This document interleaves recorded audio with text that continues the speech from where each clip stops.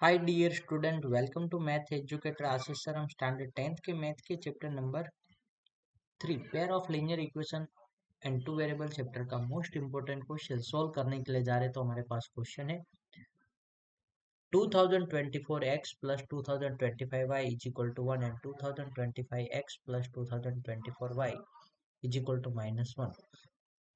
Then x minus y is equal to what?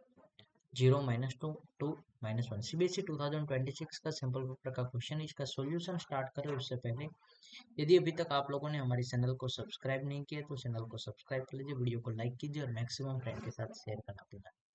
दोस्तों यहाँ पे x minus Y find out करना है। तो x का कोफिशिएंट यहाँ पे 2024 है और यहाँ पे 2025 है। तो इसको इक्वेशन 2 कहते हैं। ये हमारा इक्वेशन 2 और ये वाला जो हमारा इक्वेशन 1। इक्वेशन 2 में से इक्वेशन 1 सब्ट्रैक्ट करो। Subtract equation 1 from equation 2। तो 2025x plus 2024y is equal to -1। यहाँ पे 2024x plus 2025y is equal to 1। Now यहाँ पे सब्ट्रैक्ट करना है तो यहाँ पे क्या हो जाएगी, साइन चेंज हो जाएगी।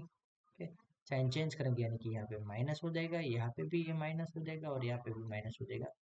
नाउ